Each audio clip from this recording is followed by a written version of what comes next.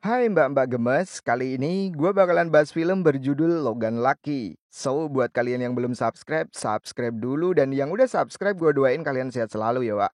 Dan langsung saja, kita mulai bongkar alur filmnya. Film diawali dengan menampilkan seorang pria bernama Jimmy Logan dan anaknya bernama Sadie. Jimmy menginginkan Sadie untuk menyanyikan sebuah lagu yang berjudul Take Home Country Road untuk kontes kecantikan yang akan dia ikuti. Tapi Sadie nggak yakin untuk membawakan lagu tersebut, Wak.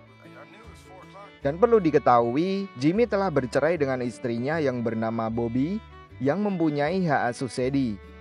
Kini Sadie tinggal bersama ibunya dan ayah tirinya yang bernama Moody. Sebelum Sadie kembali ke ibunya, Jimmy bilang kalau ia akan datang tepat waktu ke kontes kecantikan anaknya nanti.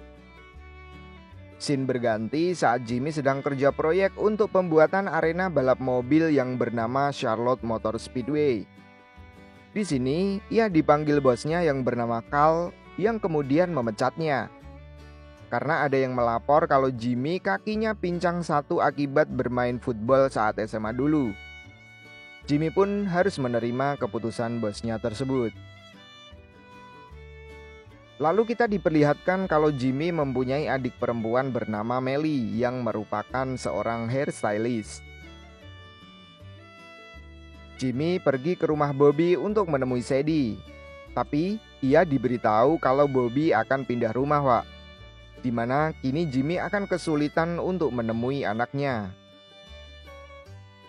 Pada malam hari, Jimmy pergi mengunjungi adik lelakinya yang bernama Clyde, yang merupakan mantan veteran perang Irak yang kehilangan tangan dan sekarang memakai tangan palsu. Tak lama kemudian, seorang bos minuman olahraga bernama Max masuk ke bar dengan dua temannya.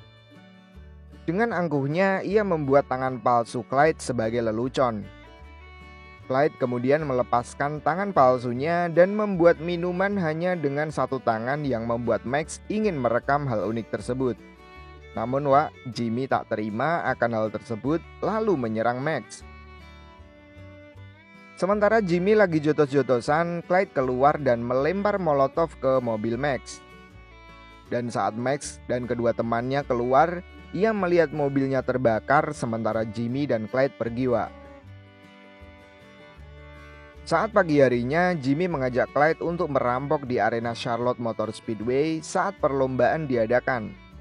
Clyde yang tak yakin akan ide ini dijelaskan oleh Jimmy bahwa ia tahu uang penjualan tiket mengalir dari pipa bawah tanah menuju ke lemari besi. Jimmy juga bilang kalau keamanan tak seketat seperti biasanya. Clyde pun akhirnya setuju, Wak. Untuk memperlancar perampokan, mereka mengajak Melly dan juga Joy Bank, yaitu seorang kriminal spesialis berangkas yang sedang dipenjara. Mereka berdua menemui Joe di penjara dan menjelaskan semua. Yang kemudian, Joe hanya tertawa karena ia sendiri ada di dalam sel, Wak. Dan Joe juga nggak yakin karena keluarga Logan mempunyai kutukan yang membuat ia selalu sial. Namun Jimmy meyakinkan Joe dan juga bisa membuat Joe keluar dari penjara tanpa ada yang menyadarinya. Joe pun akhirnya setuju, Wak, dengan syarat dua adik laki-lakinya yang bernama Fish dan juga Sam harus ikut ke dalamnya. Dan keesokan harinya Jimmy mengunjungi Fish dan Sam yang sedang berada di karnaval dan merekrut mereka berdua. Singkat cerita, Clyde menabrakkan mobilnya ke sebuah toko dengan tujuan supaya dia bisa masuk ke penjara dan membantu Joe keluar dari penjara. Clyde pun dijatuhi hukuman penjara selama hanya 90 hari karena jasanya dalam menjadi veteran perang. Sementara itu, dengan bantuan seorang wanita yang bekerja di lemari besi, Melly, Sam, dan juga Fish memenuhi sistem pipa speedway dengan kecoa untuk menentukan pipa mana yang menuju ke lemari besi. Di saat Jimmy sedang santai, ia bertemu dengan seorang dokter yang bernama Sylvia yang merupakan teman SMA-nya. Sylvia akhirnya memberikan suntikan tetanus gratis ke Jimmy, Wak. Perlu diketahui, Wak, saat SMA, Jimmy pernah mencium Sylvia. Sementara itu di penjara, Joe membuat kesepakatan dengan salah satu tahanan bernama Neiman untuk membuat kerusuhan di penjara. Akhirnya Joe pun pura-pura keracunan makanan. Jadi ia pun dibawa ke rumah sakit penjara. Jadi Clyde muncul dan akan keluar penjara bersama Joe. Di tempat lain, Neiman melaksanakan tugasnya dan terjadilah kerusuhan di penjara, Jadi Joe dan Clyde bisa keluar tanpa ketahuan. Di luar mereka bertemu dengan Melly dan membawa mereka ke Speedway. Nah, kepala penjara yang sedang mengatasi kerusuhan tak mau menelpon polisi karena bisa merusak reputasinya.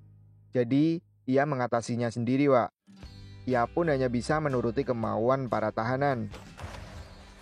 Di sisi lain, Fish dan Sam meledakkan jaringan listrik Speedway sehingga pengunjung hanya bisa membeli tiket secara tunai, Dan Jimmy, Clyde dan juga Joe masuk ke pipa tempat uang mengalir.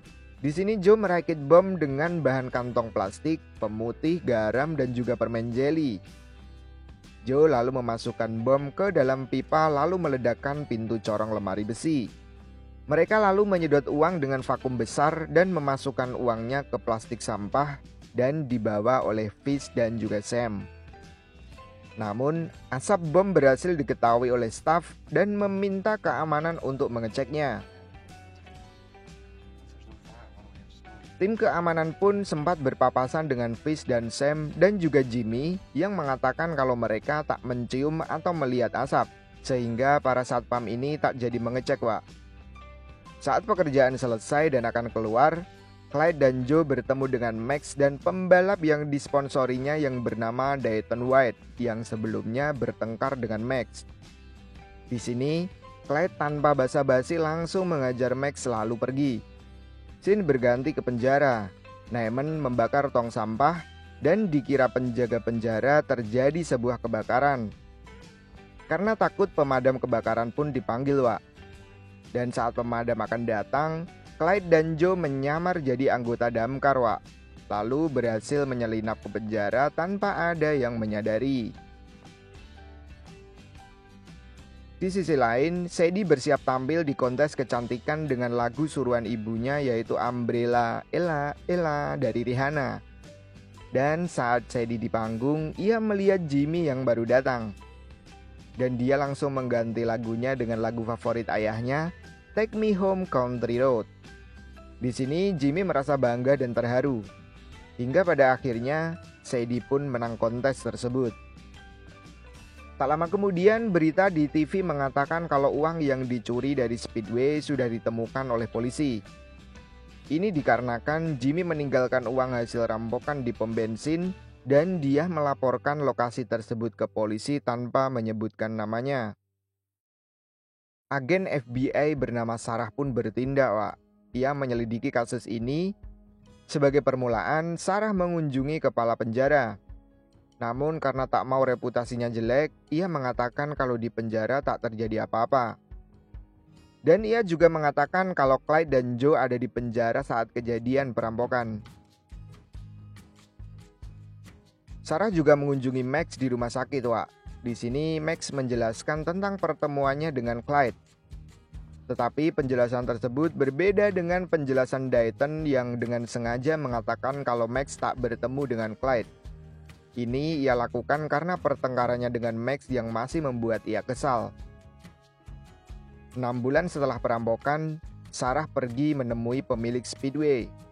Tetapi pemilik Speedway tersebut sudah puas dengan pemulihan uang dari asuransi yang ia ikuti, Dan ia pun meminta kasus ini ditutup saja.